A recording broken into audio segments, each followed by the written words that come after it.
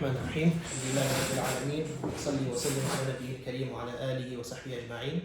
Alhamdulillah, we're very lucky to be sitting with Shaykh Abu Ubaid, Shaykh Hamza, Shaykh Abdul Mu'min, many names, mashallah. And Alhamdulillah, this is a Shaykh who has mentored many brothers in MYN as well as myself.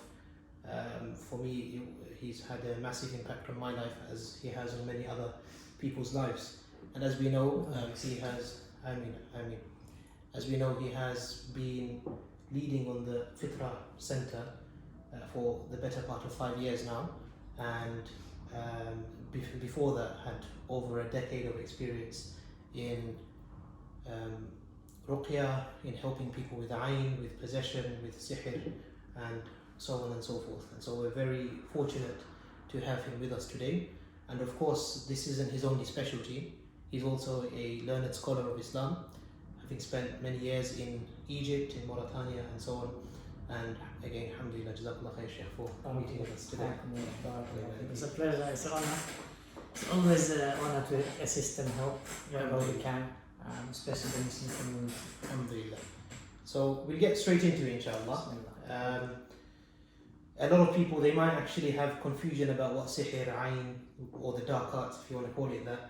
Actually, I quite like that, dark arts. Yeah. I never heard of it. It's the first time I heard that terminology. Who came up with it? I think it was J.K. Rowling. Honestly, I just thought it'd be a good way of getting the shabab in. It was really Because when I was in primary school, I read that book so many times. So we thought, inshallah, we'll give it a nice... It's really good. Yeah. I never thought. But I sort of say spiritual illness and so on. But what about the ones who commit A'udhu Billah, they actually say? That's it. Like, how do you define what they're doing? So we just say black magic. Yeah. But there's more than that. There's more to it. So dark arts.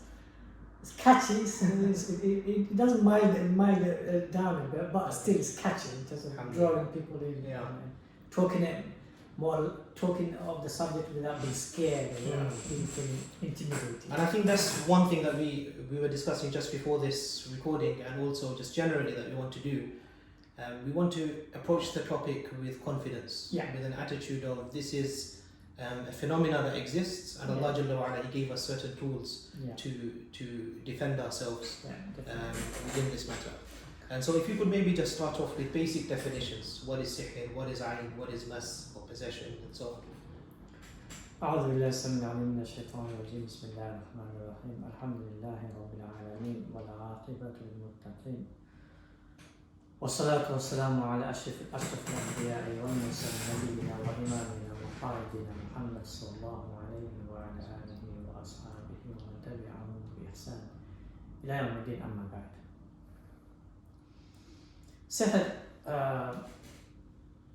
started from Babylon, originated from Babylon, and like this whole entire life is a trial for Allah to see which one of us consciously and proactively, willingly and wholeheartedly affirms the miraculous existence of Allah subhanahu wa ta'ala, and then proactively is grateful towards Him subhanahu wa ta'ala and yearns to meet Him and be with Him for eternity. So that's the nutshell of this life. And for us to really, from the depth of our souls, for us to, as intellectual human beings, rational and logical human beings, for us to proactively and consciously believe in Allah subhanahu wa ta'ala, who is veiled from us, right? There had to be a trial which had to be spiritual. Something that you can't see. Something that you can't see, but it's reality. Yeah. You see its manifestation. So one of them is soul, right? The other ones are feelings and emotions. And then the other one is the mind, not the brain. So these are all part of the human reality. And then there's physical illness by which eventually you have to rely on Allah subhanahu wa ta'ala. He can only cure, and He does cure. That's just how Allah exists. Similarly, Allah subhanahu wa ta'ala had to give a illness in the soul level, in the mind level, by which then you affirm that there is an illness there and there is a cure for that as well, and that is who Allah himself. And then you affirm at the depth of your soul that Allah subhanahu wa ta'ala not only exists, but He is a reality more than the realities that exist today. Yeah. So essentially, that is the wisdom behind why sihr exists. The grand wisdom is for us to just recognize that just as these things you can't see and you're afraid of them, there is a greater being who controls all of these things that you can't see, but your heart should be drawn to it rather than just like Allahu Akbar. If you could maybe describe what is sihr, just for the brothers and sisters who might not know. The sihr in a nutshell is something that influences your soul and your mind, and eventually it manifests upon your physical body in a negative way. In a negative way. So it can never be positive. Sihr can never be positive. Generally no. Generally no. It cannot be positive. It's always negative. Or it will have, even if it's positive, it will have a negative consequence or side effects. And so I've heard that there is multiple subtypes within sihr. Could you maybe just mention in very few words what the general large subtypes are, or the ones that you see most common? So the most common one is sihr tafriq, which Allah subhanahu wa ta'ala mentions in Surah Baqarah verse 100, I believe 202. That's the most widespread amongst families and amongst society. There's one misconception on this sihr tafriq which I just want to clarify. When the mar'i wa zawji doesn't mean spouses only. It means anyone you're close to or you want to be close to. The sihr comes and separates it. And yufarriqun, the Arabic language, yufarriqun here is like a severe pull. It's talking about they want to be close. I see. Yufarriquna, farraqa, tafriqa. And it's like it's pulling you away even though you want to be close. So it influences essentially in your soul, in your mind, and eventually manifests upon the names by which you begin to flee from the person that you actually at the depth of your soul and depth of your heart you want to be close to, you want to be near with. So sihr tafriq is the first major one that is widespread amongst families, amongst the society as well. The second one is sihr al-ishq, and that is usually done when you want someone for either self-interest, for greed basically. Naturally, you want someone or something from them, so you tie them up to yourself. And that's obsessive. I define as obsessive and possessive love. So, for example, you want. Suppose there's 2 or 3 wives. One wife does sihr on the husband so that she can have the husband only to herself and not to the other wives, or she can have him only towards her children and not towards other children. And so the father eventually only gives time and attention to one wife and one sets of children of that wife of that wife's children, and he, for example, doesn't recognize the other wife and the other children. So sihr al-ishq is another second one which is widespread. Or if someone wants, for example, money from you, they will do sihr al-ishq on you, so that you love them so much that you become blinded by whatever they say, whatever they ask. So it doesn't have to be a romantic love per se. It's just a obsessive love towards unnatural as well. Unnatural inclination, a pull that whatever they say you listen and obey. So those two are the most widespread, and there's another one which is slowly becoming widespread amongst the Muslim community, which is sihr al-rabt, which is, you could say, close to sihr al-tafriq, but it's more to do with husband and wife not being able to be intimate. So that is deadly, because obviously sooner or later the husband will divorce, or the sister, if his sihr al-rabt is on the husband, then sooner or later the wife will seek khula. So that is, recently I'm seeing a lot of sihr al-rabt recently, last couple of years. So a lot of these issues are actually to do with the family. Why do you think that is, Sheikh? Because وهذا الشيطان would the cause, first and foremost, the root cause of it is in the beginning years, it was greed. They wanted back home people. They did their they wanted your assets or they wanted your money. Mostly they wanted your money, and then they wanted your assets, and then they wanted your daughters. They wanted your sisters or nieces for marriage. So the cause was in the beginning years in our generation. I'm sure we heard it a lot as well amongst our fathers and parents that don't go back home. If you do go back home, be careful, don't eat this, don't eat that, because everyone was scared of that sihr that they wanted your land, they wanted your money, and then they wanted your daughters for marriage or your sons. Now there's another element added to it. Now there's envy on top of the greed, or even vengeance and revenge. So before there's greed, now the cause has become greed and envy, and then you find a lot now, say 20% is also vengeance and revenge. So if you did not give the daughter, if you did not give the son, so now they want to make your life a living. Now they want to say, okay, you did not give your daughter to us. Now we're going to prevent your daughter from getting married to anyone. So that then they do sihr rabt, sihr tafriq, sihr junun even, which is to make her go insane, or make him go insane. So then this is the sihr that you see that is being done amongst young brothers and young sisters, especially once they have refused, the parents have refused for the daughter or for the son not to be married to so and so back home. And even in this country, you find, especially those who do it in this country, you find they're doing it not out of greed, but out of envy, and also out of revenge. More like they want to marry, like a punishment. Yeah, they wanted to marry, or you're excelling in dunya life, and maybe in the akhir life, and just want to get you down. They want to character assassinate you, so they will start doing sihr on you and your family to completely destroy you. And so we've spoken at quite length on just generally understanding what sihr is. How would you describe ayn? Ayn is not as evil intended as the first one, because first one, the sihr, is the one who goes and does it, commits it. The one who commits, obviously they go out of the fold of Islam. The one who goes with the intention and knowing that exactly what he or she wants, and usually, by the way, it's ladies.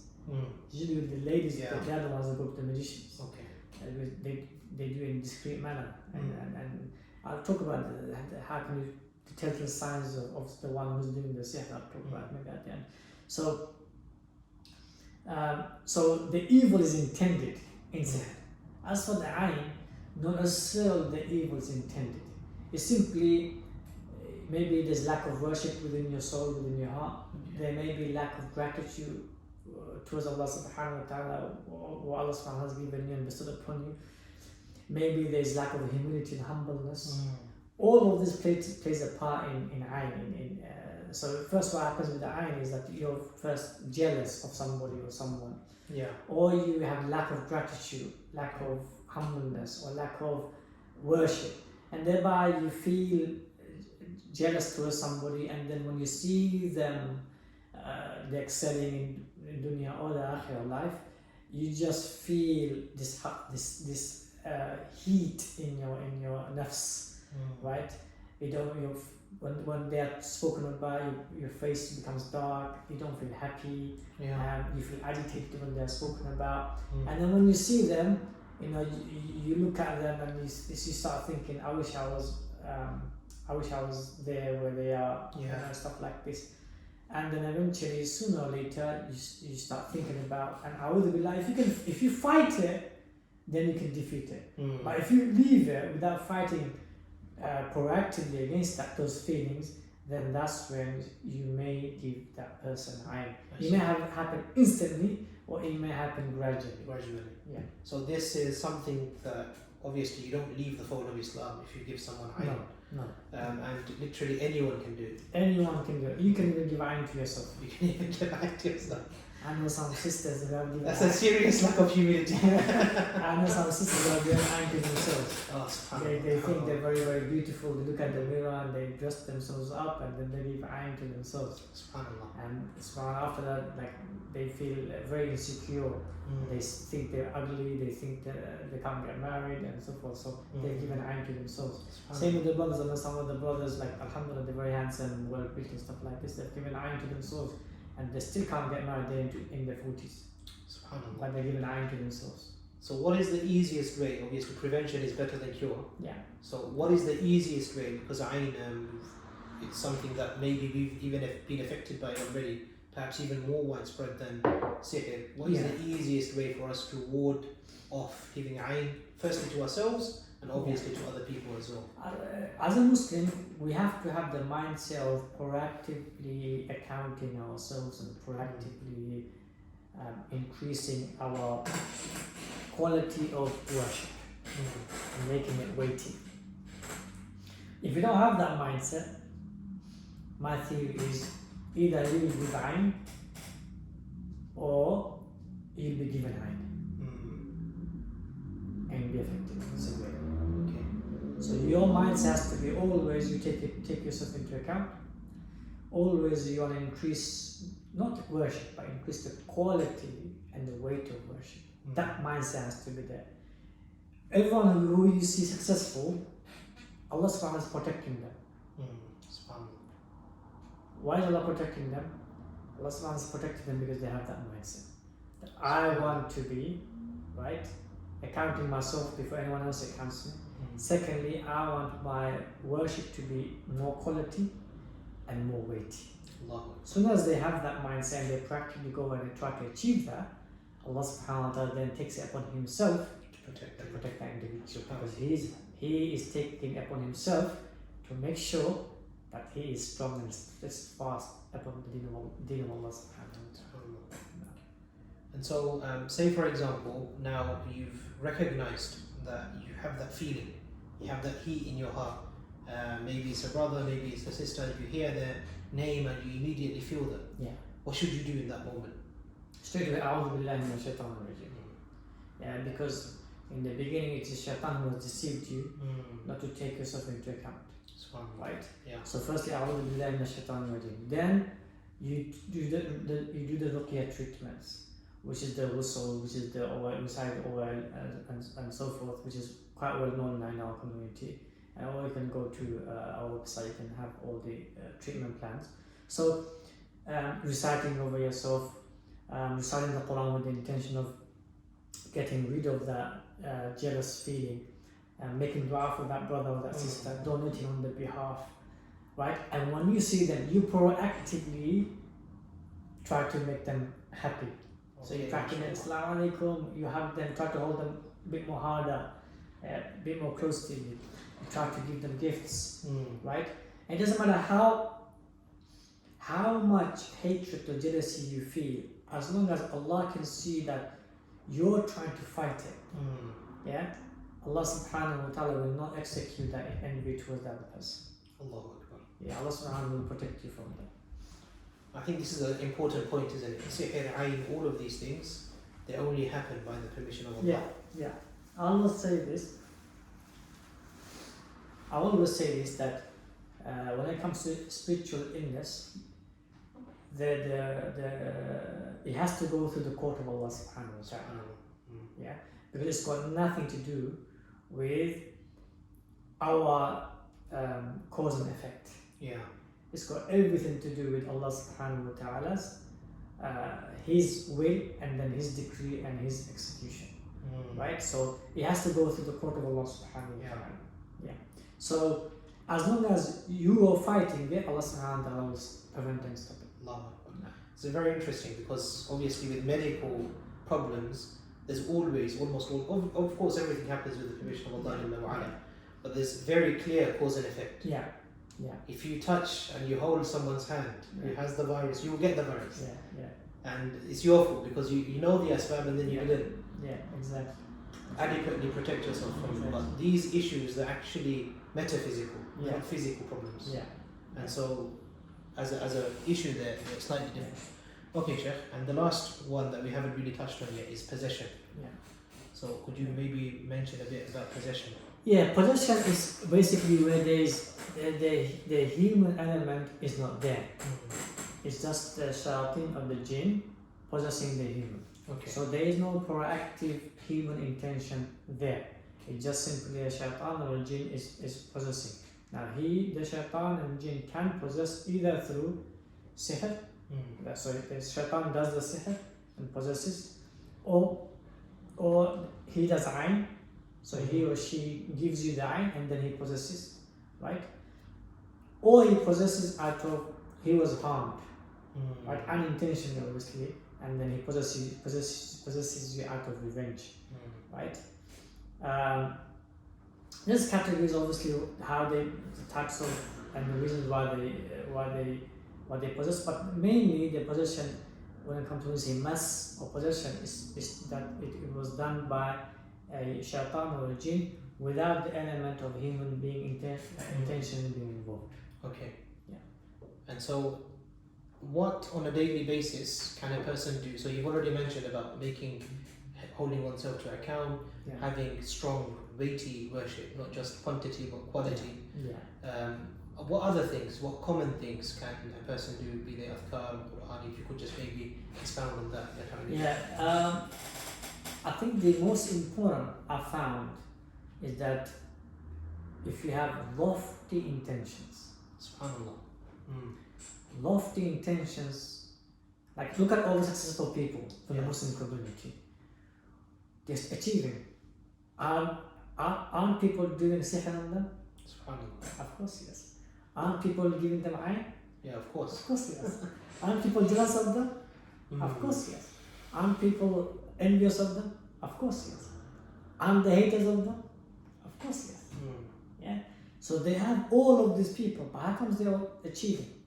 It's because they have lofty intentions and they're running after those lofty intentions. Because they have the lofty intention and they're running after them, Allah subhanahu wa ta'ala facilitates them to attain it, right? And He protects them from the sihr and the ayn and all of that. So from my experience, what I've found is if you have lofty intentions and you're running after them relentlessly, persistently, right, and you're resilient and you're strong with your worship and your mental strength, then Allah subhanahu wa ta'ala begins to protect you, right? Even physical illnesses, He begins to protect you from physical illnesses, right? And so my advice to everyone is have lofty intentions for not your family. For family goes without saying, but for the ummah. I think if you have lofty intentions for the ummah, Allah subhanahu wa ta'ala begins to protect you. Right? From sihr, from ayn, from mas, Allah subhanahu wa ta'ala begins to protect you. So that would be my first advice, is have lofty intentions for the ummah. Make sure they are clear, crystal clear in your heart, and then make sure you are running after, have a plan, thorough plan that you run after these lofty intentions and goals. Similarly, have lofty akhirah goals. So exactly where do you want to be in the akhirah? Do you want to be amongst the Muslimun only, or do you want to be amongst the mu'minun, or do you want to be amongst the siddiqun? Right? In deep depth of your soul and your heart, and then plan it out. How do you want to reach the siddiqun level? How do you want to reach the mu'minun level? How do you want to reach the highest of Jannah? You can't just expect to get the best results in the exam and without working to it. This is Allah subhanahu wa ta'ala made it very clear that what you're gonna get is something beyond your imagination, right? So he expects you to work hard for it. He expects you to put everything in it. And whatever, as someone is quoting the verse, whatever you've done, that's what you receive. So that he has to be proactive, he has to be conscious, he has to be wholehearted, he has to be your willingness and determination and persistence and resistance and defiance and steadfastness to attain and achieve it. So, intentions of this dunya life for the ummah, and then the purposes of the akhirah life. Why does that matter? Because how grounded you are of this dunya life will depend how grounded you are in the akhirah life. Tangible purposes you have behind them. So, for example, You want to achieve, in dunya life, for example, you want to achieve a court system for the Muslim community. You want to achieve a judicial system for the Muslim community, right? Okay, what is the ultimate intention behind that? So you want to achieve, that's lofty intention. What is the intention behind that in the akhirah? What do you want in the akhirah? So in the akhirah, what you want is that Allah subhanahu wa ta'ala places you beneath the arsh Allahu Akbar. on Qiyamah Day. Now, even if you're tested in dunya life to establish the court system, you're tested, you're being tried, you're still fast because you want what? You want the shaykh. You want the shaykh. That will ground you of the dunya trials. SubhanAllah. That will ground you. But if you don't want that, and if you're not clear what you want in the akhirah life, the trials of dunya will just pull you down. Pull you down, and you give in and give up. So, let me summarize it again. So, lofty intentions, and then behind those intentions, lofty purposes of the akhirah. It has to be very tangible. Tangible meaning that in your heart is settled. Okay. There's no wavering. There's no ifs and buts. It's settled. When you can do that, then you become unstoppable. Allah. And Allah subhanahu wa ta'ala will eventually protect you. Yeah? That is a true mu'min. That is a true mu'min. They can visualize the akhirah. Yeah? So Rasulullah said, "Man ta'budu Allah ka'annaka tarahu." Yeah? So as if you can see Allah subhanahu wa ta'ala. So if you can see Allah, then you can see the reality of the akhirah. Yeah? So that's the first. Second is tawakkul. Tawakkul. No harm comes to you except by the will of Allah, the creation of Allah, the decree of Allah, and then the permission of Allah. Allahu Akbar. 4 levels. Yeah. No harm comes to you except these 4. And the last one, the 5th one, whatever Allah executes on you, it is for your best interest. Allahu Akbar. That has to be yaqeen. You have to have yaqeen. It's so hard, but you have to work on it. You have to work on it. You have to work on it. You have to fight it. You have to fight it. You have to fight it. That whatever Allah has decreed upon me, as long as I'm a Muslim or a Muslimah, it is for my best interest. Why? Because there is no comparison of this dunya life with eternity. There's no comparison. You cannot compare. So what Allah wants for you is eternal pleasures and delights, which is nothing but thawab with Allah subhanahu wa ta'ala in the akhirah. That trial will be done with. So even if Allah subhanahu wa ta'ala was to try you for 1,000 years in this life, or 2,000 years, or 50,000 years, that's nothing compared to the eternity of the reward that you get for this. Allah will give you the pleasure, not simply of the physical pain. Allah subhanahu wa ta'ala will give you the pleasures and delights in that instant moment, whether it's the rest of the eternity, of the depth pain you went through, the depth level of it. So give you the quality of the pleasure, of the severe of the pain. Right? So that will be in the moment, in lahza you forget about all the pain of 1,000, 2,000 years. What about the rest of the eternity? Right? As Rasul made it very clear, as soon as a person went through worst of pains, lahza, in the moment he puts him in Jannah, and he asks, Allah asks him, did you go through any pain, any agony? Lahza, moment, it's not in Jannah. For a moment, so Allah puts him in. He said, La ya Rab. Now, Allah doesn't teach him to say La ya Rab. He actually says it from the depth of his soul. I can't remember the pain I went through at all. La ya Rab. Okay? So this is the Allah we're talking about. So you have to work with your heart that whatever Allah has decreed on me, executing on me, it is for my best interest. He loves me more. Who loves you more at the moment? Your mother. Like my mother loves me more than anyone. Allah loves me more than my mother. Guaranteed yaqeen. You have to have that yaqeen. Allah loves you more than your mother. And just as your mother would have put you through useless difficulty, leave it with Allah. Jalla wa ala is doing it for your greater reason. Right? So that has to be there after the lofty intentions, that tawakkul. After that, you can take any other means, be it spending time with your friends, be it companionship, be it salah, be it recitation, be it taking the means. You can do whatever you want afterwards, it will help you, it will assist you. But if you don't have those first two, it doesn't matter what you do afterwards, you will still slack, you will still lag, you will still feel lethargic, you will still feel tired, you will still feel fatigued, because your inner anchor isn't there. So first lofty intentions, and then behind them lofty purposes of the akhirah.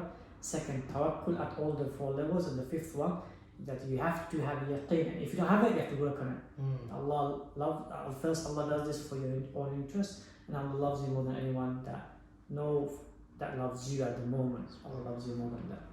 Allahu Akbar. And so, what role would you say the Quran has in protecting a person from these things? Same role as Allah. No difference. No difference. Same role as Allah. Allah subhanahu wa ta'ala gave the Prophet. Many of us think, if only the Prophet was here. Yeah? I would say, if you're saying that the Prophet died, yeah? Well, which is, if it was the other way around, imagine if it was the other way around, it would be problem, it would be so much difficult. Imagine the Prophet was alive, but there was no Quran. Subhanallah. Prophet was alive, but no revelation was coming to him. Subhanallah. If you ask me, what would I take? I'll take the Quran, not the Prophet. No, of course, yeah. Subhanallah, I've never thought about it. You see, Quran represents Allah subhanahu wa ta'ala. Quran represents Allah subhanahu wa It's an ta'ala. attribute of Allah. Yeah, so whatever you want from Allah, you can get it from the Quran. Allahu Akbar. And one of my famous statements, I said, we die for Zamzam, right? In Zamzam, even though Allah subhanahu wa ta'ala gave guarantee through the hadith of Sallallahu Alaihi Wasallam, there's more guarantee in the Quran than Zamzam by far. Allahu Akbar. Agreed upon ijma'. Consensus of the scholars. There's more guarantee in the Quran of shifa than Zamzam. Allahu Akbar. Yeah, we run for the Zamzam, but we don't run towards the Quran. Allahu Akbar. No. So run towards the Quran. Intend. There's on YouTube you'll find, or on the website you'll find the mindsets from the Quran. In there, I talk about intentions behind reciting the Quran. Yeah. And so many brothers and sisters have said this. When I say this mindset and they start doing it, it doesn't take much long. The cure comes to them. SubhanAllah. Recite the Quran with your specific problems you're going through. Keep reciting. So in your heart, you have this intention, Allah, I'm going through laziness. Recite the Quran. Well, I'm going through clogging my mind. Can't think straight. Recite the Quran. Wallah, I'm going through some jealousy, envy towards this brother or that sister. Recite the Quran. And would you say particular portions or anywhere from the Quran? Allah. Any Quran. Just recite. But I say one thing. Recite until you're exhausted. Allah. Don't recite one page and 2 pages. Recite until you're exhausted. Do that for 3 days. I even said to some brothers, I can sort of guarantee if you do it for 3 days and every time you recite you're exhausted and you stop, there is no illness in your self-nafs with envy, with jealousy, and you intend for it Allah to burn that away, Allah will take that away. Allahu Akbar. Allahu Akbar. Yeah. There is no nafsi, not spiritual, and there is no nafsi illness. Allah will take that away. I find it incredible, Shaykh, the way you're kind of framing this entire discussion. I think it's quite subtle, which is why I'm kind of saying it explicitly for maybe some of the viewers who haven't spent as much time as you. You're framing the whole discussion in a very different way to how we're used to. We often think about things. No, the way we think about problems and issues and so on is, I've got a headache, I'm going to take paracetamol, it's going to go. We want quick fixes. But all of the solutions you just mentioned, they are long. It takes a while for you to actually implement these things. Which is why perhaps a lot of people, they've been suffering, as you said, some brothers, they haven't been able to get married over the age of 40 with the same problem that perhaps they had in their 20s. And the reason for that perhaps is because they weren't actually working on the inside. They were just trying to scratch the surface, trying to find a cure without making any sacrifice. Because ultimately, all the trials of life is from Allah. Allah's trying you to develop you, to discipline you, and most importantly, reward you. Allahu Akbar. Simple as that. Simple as that. And if you try to get away from that, it will give you pain because the objective is missing. And if your objective is missing, if the destination is missing from your soul and from your heart, you'll feel confused, you'll feel lost. Even if you're so close to the destination, you still feel lost. Okay. Because the destination is not in your heart, it's not in your mind. But if your destination is in your heart and your mind, even if you're so far away, you feel like it's there. Even if you're going through pain, trials and tribulations, because you can see the destination, it's so clear to you, you'll still keep walking.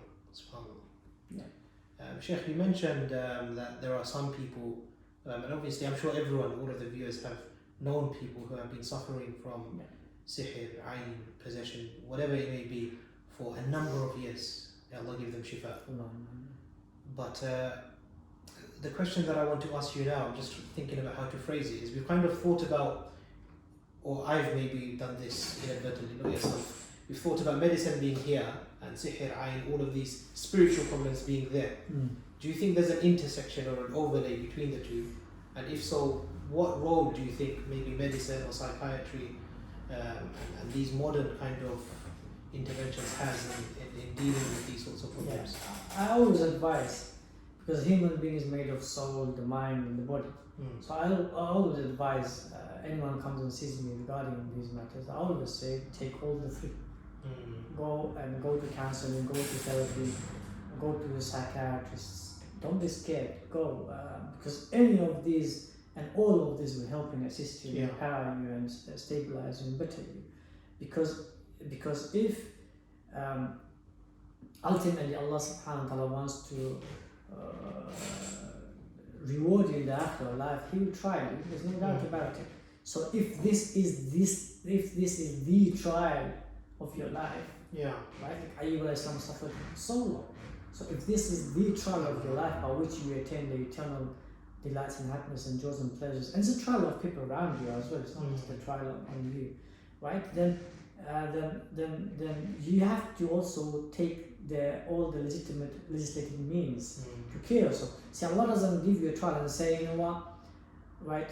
You be patient with the trial and don't do anything about it. Like He gives you the trial, and then He wants you, right? He wants you to challenge the trial and beat it. Because ultimately, what does He want you to see? To see from you, right, is your greatness. And you witness your greatness, and the people around you witness your greatness. And He wants them to reward you on the effort. Simple as that. Allahu Akbar. So all of this really is just having a very positive outlook upon Allah. To recognize that Allah Jalla wa Ala, He's not trying to punish you, He's not trying to destroy you. Rather, He's trying to build you and make you far greater than you can even imagine. Allahu Akbar. So in answer to answer your question regarding do you go to counseling or therapy and psychiatrists and do you see them take the medical route? I say yes. I say yes. Especially if you have a past. If you have and all of us have very, very, very, very painful past, traumatized past. Traumatic experiences. Especially a lot of our sisters, you know. So I always suggest take the therapy route, take the counseling route, take the medical route, and take the ruqya route. All three has to be taken. Even now, I've changed for the last 2 years when it comes to ruqya. Now, when people come to ruqya to me, I talk to them first. I get them to talk to me. And rather than I ask them to recite, not myself. It's only I start reciting when I feel they are stable, they are stronger, they are empowered now. Then I start reciting. So in the beginning, I used to straight away recite. I don't do that anymore. Because I've realized that the human being, if they themselves are not stable and they themselves not mentally not strong, then they cannot deal with the side effects and the consequences of ruqya. Because what ruqya does, it attacks the sihr, the evil eye, the shaitan directly. Because the power of the Quran goes direct. And when you're unstable, right, and you're attacking the shaitan and the sihr, exposing it, then they come to the surface. So now you're unstable, and now they come to the surface. It just goes all loose. So I always now advise is go to counseling, go to therapy, go take the medical route, and go to a Raqi that understands the human psyche and how it works. And then slowly, inshallah, personally I think even the most severe cases that I've dealt with, if everyone cooperates, that the patient cooperates, the family of the patient cooperates, right? Then it doesn't take more than 2 years to cure a person from sihr or evil eye. I think this is a key point, Sheikh. I was thinking about this a lot. I was reflecting on it, and perhaps you can correct me if you think I'm mistaken.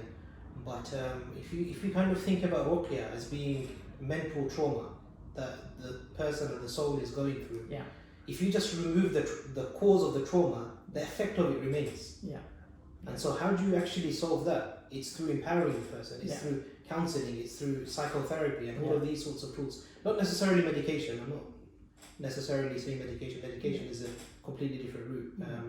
But these particular things would essentially help the person deal with the trauma that they have, similar to, for example, a person with PTSD or other psychiatric conditions. No, eventually there has to be a Muslim clinic where you have all these three professions. They discuss in one room about a patient, and they discuss amongst them. They look at all the evidences, and then they diagnose that person, and then they treat that person at a professional level. Inshallah, soon come at the Fitra Center. We Muslims have to come out from this fear and being scared and not talking about this issue. This is reality, and we can pioneer this. We Muslims can pioneer this field because the doctors are lost. When people go to them with back pains, with stomach pains, and they can't find anything, they're lost. So we Muslims can actually pioneer this and take this forward and show them. And I can remember one of the because I gave a lecture in Cambridge University regarding mental health, and one of the best mental doctors said to me, like, we are lost on this issue, we don't know what to do with this issue because we have no idea. And another doctor, another time, he said to me, subhanAllah, that mental illness is rising, rapidly around the world, and they have no idea. And the only community that they see finding results, but they don't know how to, is the Muslim community. Muslim community solves it, but they don't know how they solve it. It's ajib. So all we have to do is establish, as a community, we have to establish a clinic, right, where we have all these professions coming together, working together, and then finding solutions individually and collectively upon the patients and the families. And then we can have a data by which we can tell everyone, look, this is the data. These mental illnesses can be cured, and this is how we cured them. I think this is key, really, this multidisciplinary team, where you have people from different professions coming in with their own expertise and bringing everything that they have to the table. Exactly. Allahu Akbar.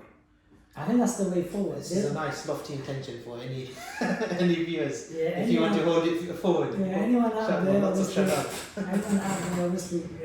we're calling you and asking for help and assistance, because obviously there's a lot of money needs to be put in that, a lot of investment. Also need a lot of professionals to come forward and to break the stigma, and also to break this fear that we have to break it. Because someone has to do this.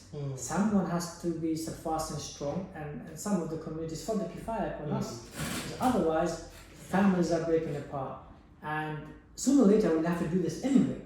So I think this is the best time for us to come together, because we have the resources, we have the finances. We just have to come together and effectively work together and establish it, inshallah. Okay, alhamdulillah. I think we're getting towards the last 15-20 minutes, inshallah. So is there any maybe points that you want to say, any nasiha, any advice, perhaps even of your own experience as being Iraqi? Maybe some of the people watching, if you don't know, I'm a medical student, so I'm obviously trying to go down that route, the more physical route. Perhaps some brothers and even sisters are thinking about going down the spiritual route of becoming Iraqi. What advice would you give them from your own experience in being true in that cause, being a fake, basically? I tried to say it in a more nice way, and then I just couldn't find it. May Allah always assist us and help us to help the humanity and help the Muslim community. Firstly, what I want to say to everyone is involve the family. Involve the family. If you're a patient, if you're suffering, involve the family. Talk to your friends, your companions. As a community, we have to talk about this subject. Right? I've been, people, even I don't like talking about ruqya, because that's not only my, that's not expertise, but that's not only the field I want to talk about. Right? That's not I've got so many other topics I want to talk about, but the only reason I'm talking about this topic so much is because I want to get rid of the fear. I want to get rid of the stigma. I want the community to be involved. I want the community to be brave and to have that defiance against the shayateen. Yes, shayateen is ruthless and merciless, right? At the same time, we can be ruthless and merciless against the shayateen. So we have to come out and not show that fear of the shayateen or things that we can't see.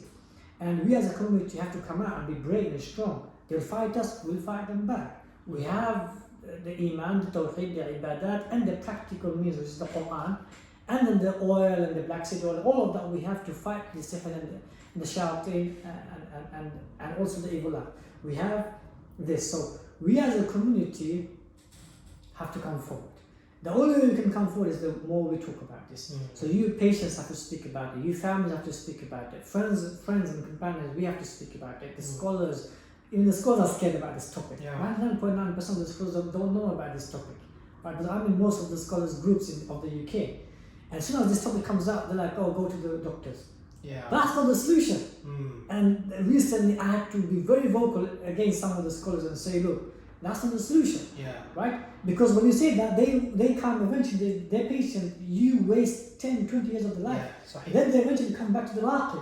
Because they know the only Raqi can solve this issue, or Ruqya can solve this issue. Sometimes medicines can even make it worse. If it's not the right cause, they're based on the symptoms. The symptoms look like a mental health problem, so they're giving those medications. It's just...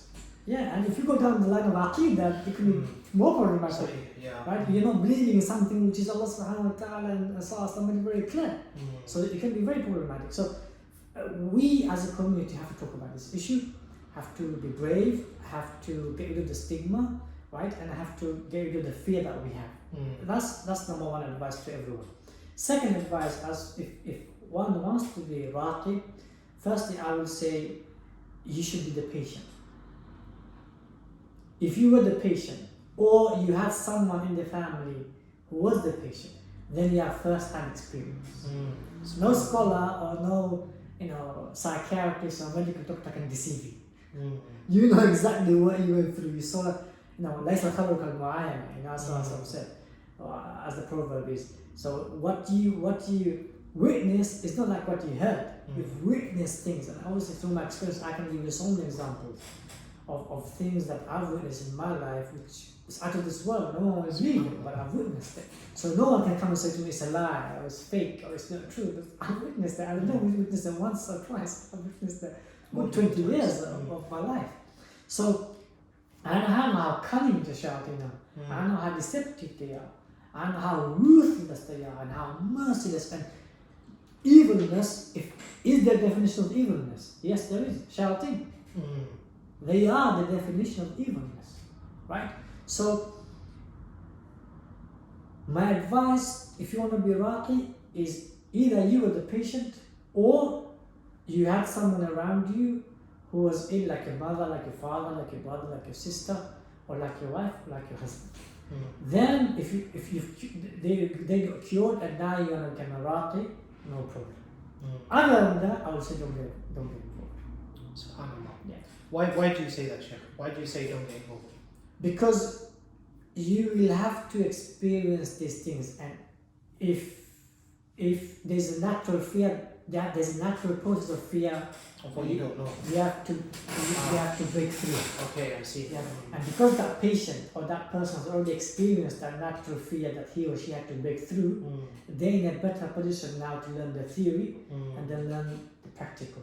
And then it's all about now experience. Okay. And being trained by another expert. So they're already ahead of you. But if you're going to start from the scratch, then you have to break the natural fear. And sometimes, I'll give you an example.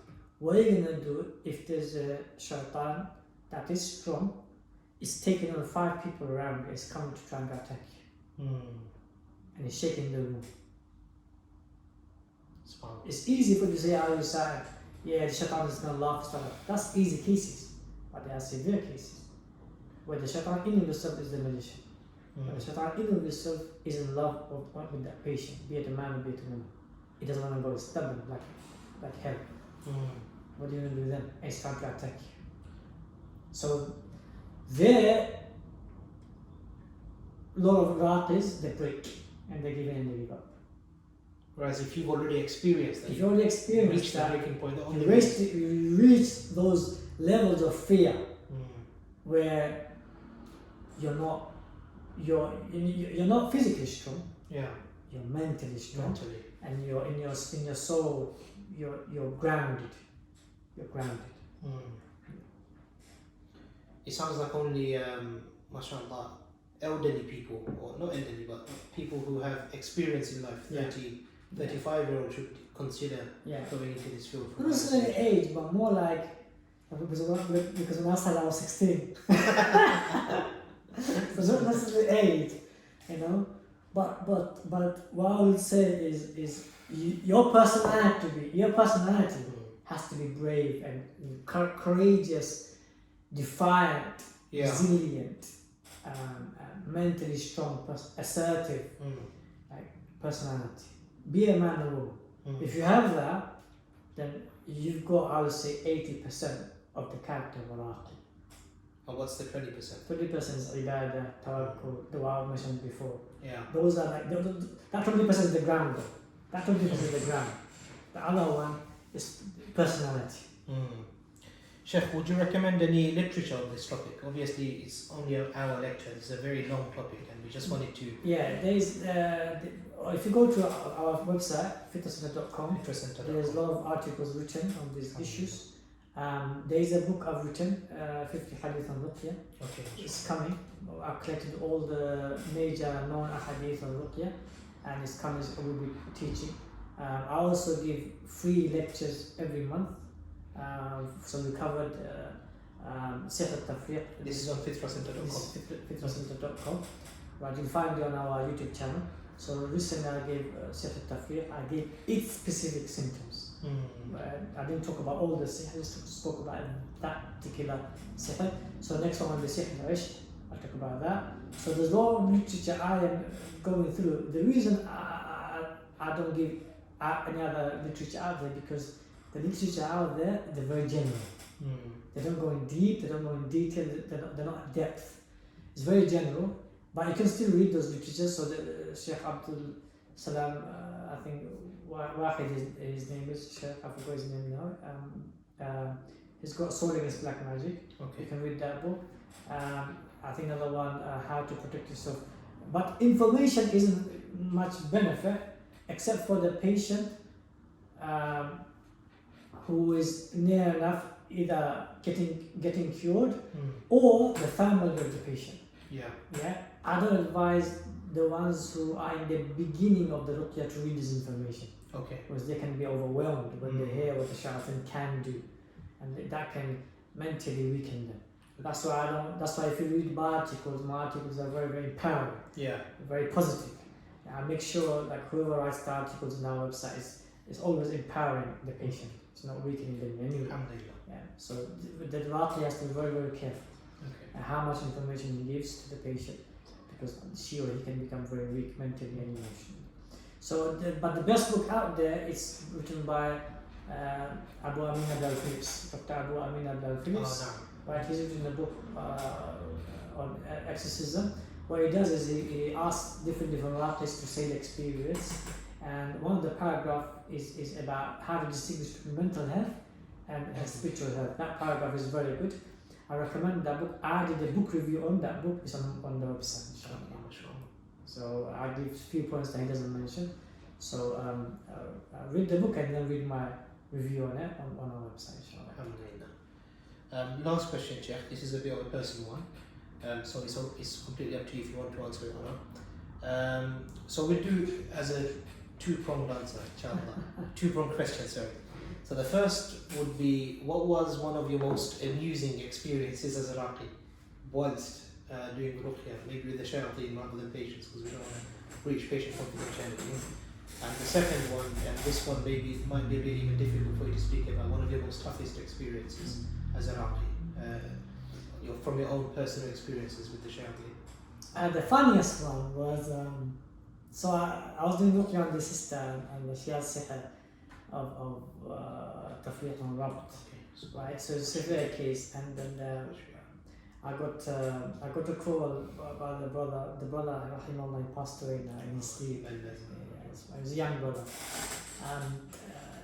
So he called me and he said there's a jinn, and this jinn is very aggressive, blah blah blah. So I said, give the phone to the sister, and the jinn said, if you come out of your house, if you go into the car, I will turn the car around in the whilst you're driving to the house.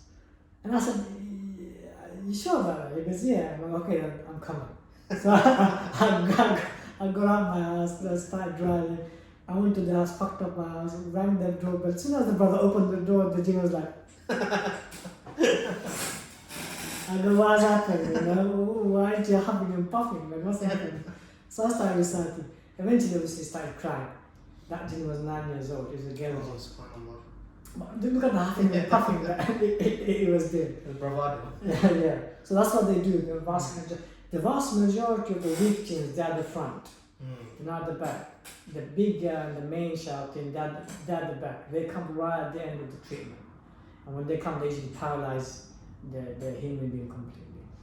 So that's one was amazing. The most scariest one was in the Drew Carriageway 813. The brother was picking me up, he was affected, and he started shaking, and his head started to become paralyzed. So he was driving like that, and his hand was like this, the Drew Carriageway. And the shaitan was saying, please don't come and kill us, don't come and kill us. But he was being paralyzed, his whole upper body was like this, and he was driving Drew Carriageway. So I was like, in the passenger seat, I was like, relax. I was calling his name.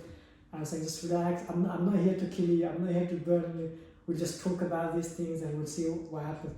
So he was, and I was saying to the brothers, like in the group, in the fitness of the group, I was like, brothers, you know what happened today? Yeah. So then I made the policy that if someone comes to pick me up, we have to make sure that they are not affected. Yeah.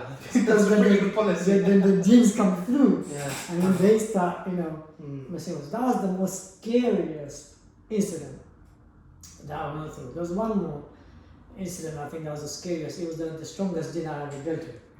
So it was it was a brother, and he had sihr tafriq against his wife.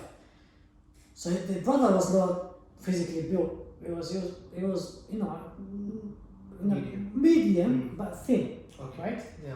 And you couldn't see that he was so strong. But somehow when the shaitan came, the whole room was to shake when the shaitan used to come. And the sheer scream from the shaitan was like, oh, and it was like, it was nothing I ever heard. Since the day one when I was 16, that was the most severe case that I dealt with. And then this was the most severe case. I see. So this 20 years, imagine, I didn't know. Since the age of 16, that was the most severe. That's the first one. The first one I did when I was in deep end. I was put in the deep end, right? Straight away. Yeah. I had to do something about it. So one day I'll tell that story. And then, since then, this was the most severe case in terms of jinn, in terms of shaitan. There was severe case in terms of sihr. In terms of shaitan itself, this was the most severe shaitan. There were two big brothers, sometimes three big brothers. They could not hold the shaitan. From the get-go, he was trying to come and attack me. And he was doing everything to come and attack me. And he was so strong. When it comes, you can tell it's only coming, like it's coming inside the body from the back. And for the back, it's so huge. But it's not actually in the body. It's not, it's just its eyes is in the body. Its arms are in the body, but its actual body still has not come in yet. It's so huge. And it's like lifting the brother up, lifting the chair, lifting the other brothers were holding him down. The big brothers, and he's a small guy, he's not that big. It was lifting, and for the first session, the second session, and the third, I did 3 sessions. That's the most amazing thing. I thought it's going to take me 2 years to cure this issue, but it took 3 sessions. Right? Look at the power of the Quran. It took 3 sessions. On the 3rd session, the brother came in and he wants to become Muslim. I was so shocked. And so I was like, that is impossible. In my heart, I'm like, that's impossible. That's not going to happen. Right at the end of the 3rd session, he became Muslim. It was the most powerful shaitan. I won't call it shaitan because it became Muslim and left. It was the most powerful jinn I ever dealt with. And the most powerful was the 16 one, no 16 one. Until then, this was the most powerful jinn by far. It's amazing. There's a Quran. So Shaykh, we'll end with this question, inshallah, kind of like a bombshell. Would you say the shayateen are strong? The shayateen, in of themselves, they are not strong towards the Muslims because of our iman. So in terms of essence, human being shouting are more stronger. Okay. Yeah, especially the strong ones. The strong ones, they are stronger. Allah made that very clear. That's why Allah also say, "A'udhu billahi minash shaitanir rajim." That shows they are strong. Okay. But as soon as you become Muslim and you're a true Muslim, right, then you by default of your iman and tawheed and ibadah, you are more stronger than the shouting. Allahu Akbar. By default. So no shouting, doesn't matter how strong they are stronger than a true Muslim. Allahu Akbar. Yeah. Well, a beautiful way to end, inshallah. A very empowering session. My iman has increased just by sitting with you, Shaykh. May Allah bless you and bless the Fitwa Institute and grant you tawfiq to continue on your journey, inshallah. جزاكم الله خيرا. قولوا قولي هذا واستغفر الله لكم ولسائر المسلمين استغفروه انه هو الغفور الرحيم. السلام عليكم ورحمه الله.